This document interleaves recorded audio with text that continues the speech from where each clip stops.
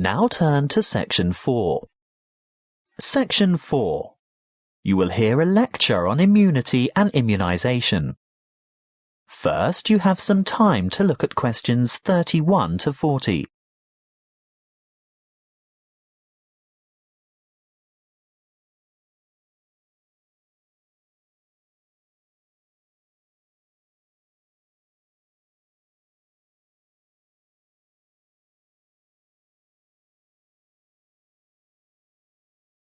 Listen carefully and answer questions 31 to 40. Good afternoon, and thank you for your warm welcome. This will be the first talk in a series of 5 on health interventions, protection and prevention. Could I start by asking for a show of hands? How many of you have had a flu vaccination at the beginning of winter? I thought so. You young ones always think you're indestructible. Well, as you are no doubt aware, disease-spreading germs or pathogens are everywhere. On a daily basis, the human body has to ward off attacks by various harmful bacteria and viruses. A healthy body has a good defense system against many of these germs, but the defense only operates well against microorganisms that it has already encountered, in which case it is said to be immune. There are 2 ways in which humans acquire natural immunity.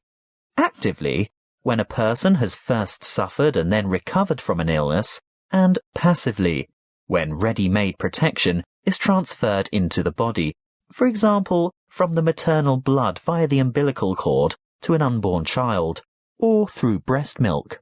Now, artificially acquired immunity can help the body to fight disease, so we can use active immunization as a preventative measure. This is when a person is vaccinated against an illness by injection or oral ingestion of a tiny amount of weakened or inactive germs, not enough to actually cause him or her to contract the illness, but sufficient for the body's defense system to recognize and respond to the threat by forming antibodies. Intervention using passive immunization, on the other hand, is a method of curing an illness after it is too late for prevention. It is less effective than active immunization and takes longer to work. It is used when the body has already been invaded by bacteria and the person is ill.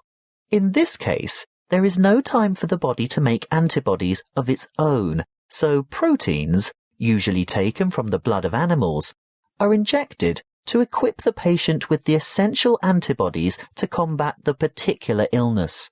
Let's have a quick look at a bit of history. The discovery of vaccination to boost the body's immune system by making it sensitive to particular disease-causing bacteria was made by an 18th century English doctor called Edward Jenner. He noticed that survivors of smallpox, a common but extremely dangerous disease, never contracted the disease a second time. In other words, they were immune.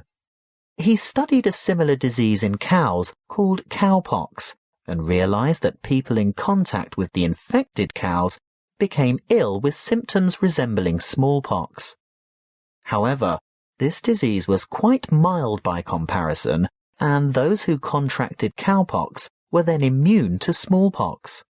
He conducted an experiment by injecting a child with a small amount of pus taken from a cowpox pustule.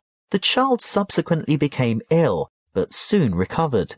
Later, he injected the child with pus from a smallpox pustule, and the child did not get sick. He had developed immunity to the more dangerous disease. The antibodies produced to fight the cowpox bacteria had been able to fight off the smallpox bacteria. What are antibodies? Well, antibodies are made by white blood cells called B lymphocytes, and this is done in response to the presence of antigens, or other bacterial toxins, which have been released by the microorganisms, what we commonly refer to as germs, that have invaded the body. These Y-shaped antibodies, or you can think of them as antitoxins, may stop the toxins or repair the damage they have done by what is known as the antigen-antibody reaction, which takes place within the plasma of the blood. A correct antibody for that disease clings to a particular antigen in order to render it harmless. Large numbers of these pairs clump together to form a bigger unit. This is called agglutination and is able to be seen by the naked eye, which is very helpful for doctors and other specialists to determine which illnesses a patient is immune to. Inoculation or active vaccination can protect people from serious diseases. The vaccine may make a person feel unwell for a few days when the immune system starts to produce antibodies to match the introduced antigen. This is called a primary reaction. If that particular antigen should ever enter the body again later, a secondary reaction takes place.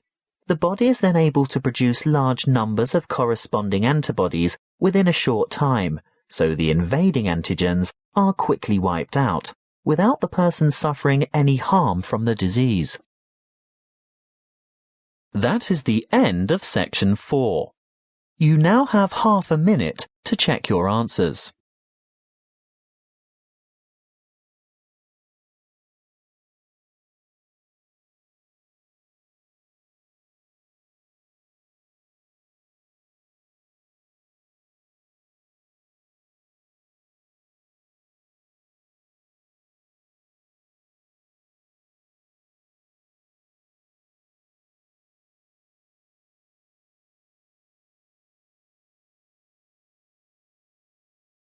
That is the end of the listening test. You now have 10 minutes to transfer your answers to the listening answer sheet.